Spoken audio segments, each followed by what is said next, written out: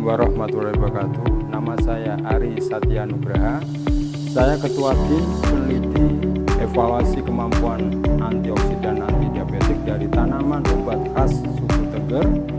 Kami memperoleh dana hibah dari program penelitian Islamic Development Bank tahun 2019. Dan yang melatar belakangi penelitian kami adalah kita tidak menafikan adanya fenomena metabolic disease yang semakin meningkat di dunia. Salah satunya adalah penyakit diabetes ditandai dengan naiknya kadar gula di dalam darah. Penyakit ini menyerang pada penduduk secara global sekitar 400 juta pada tahun 2015 secara global, dan diabetes ini di Indonesia diestimasikan menyerang pada usia produktif, di mana ketika menyerang pada usia produktif ini akan mengakibatkan menurunnya kemampuan atau produktivitas nasional, dan ini sangat membahayakan. Di sisi lain, kita tidak menafikan juga bahwa adanya pengobatan tradisional yang sudah turun-menurun yang berlangsung berabad-abad di dalam masyarakat Indonesia.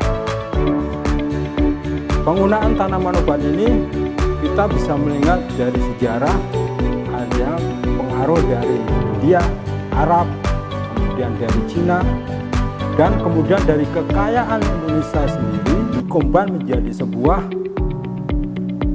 pengobatan tradisional asli Indonesia. Dan praktek dari pengobatan tradisional ini berlangsung di daerah di mana peradabannya sudah maju dan kurang maju, di daerah remote area. Pada remote area, kasus-kasus ini bisa dilihat adanya penggunaan tanaman obat itu tidak dibukukan. Ketika pada peradaban yang maju, misalnya Kerajaan Mataram, penggunaan tanaman obat itu dibukukan, misalnya pada Serat Centini. Pada penggunaan tanaman obat yang tidak dibukukan ini akan berbahaya ketika tidak ada dokumentasi, sehingga ilmu pengobatan tradisional ini akan hilang. Dan banyak sekali etnik-etnik di Indonesia, sekitar 300 etnik di Indonesia mempraktekkan tanaman obat ini. Salah satunya adalah Tengger. Jadi kami dan tim mempunyai kewajiban untuk melestarikan pengobatan tradisional yang dilakukan oleh masyarakat Tengger, khususnya yang digunakan dalam penanganan menurunkan kadar gula di dalam darah. Dari hasil penelitian tahun pertama, tahun 2017, kami bisa mengidentifikasikan beberapa tanaman khas Tengger yang digunakan oleh masyarakat Tengger. Dari penelitian ini kita bisa mereview dan memilih tanaman yang bisa kita kembangkan untuk dilakukan penelitian lebih lanjut. Di antaranya adalah tanaman jarak, sawang, kemudian tepung otot, dan ada juga disebut sebagai jambuwer. Pada penelitian selanjutnya, tahun kedua kita berfokus pada screening tanaman sawang. Tahun ketiga kita melakukan isolasi kandungan utama dari tanaman sawang itu. Dari tanaman sawang kita bisa memperoleh sebuah senyawa inti, komponen inti yang berupa quercetin. Dan ini menurut saya, dari pengalaman saya meneliti tanaman obat selama lebih dari 10 tahun, ini lumayan fenomenal, di mana dari daun sawang kita lakukan ekstraksi partisi secara sederhana, kita bisa mendapatkan kandungan quercetin dalam kadar yang cukup tinggi. Jadi ini sangat menarik. Dan kegunaan dari kandungan ini itu di mana quercetin itu mempunyai gugus fenolin. Seperti kita lihat ini ada contoh molekul fenol. Molekul fenol ini mempunyai karakteristik untuk menyerap oksidatif stres, di mana oksidatif stres ini bisa berpengaruh pada fungsi sel di dalam tubuh. Ketika fungsi sel di dalam tubuh itu tidak bekerja secara normal, salah satunya ketika fungsi sel yang berkaitan dengan metabolisme gula tidak berfungsi secara normal, maka bisa terjadi fenomena diabetes. Maka dari penelitian kami berhasil mengidentifikasi tanaman yang mempunyai sifat antioksidan dan bisa menurunkan kadar gula darah. Dari penelitian kami berhasil membuat 3 artikel ilmiah.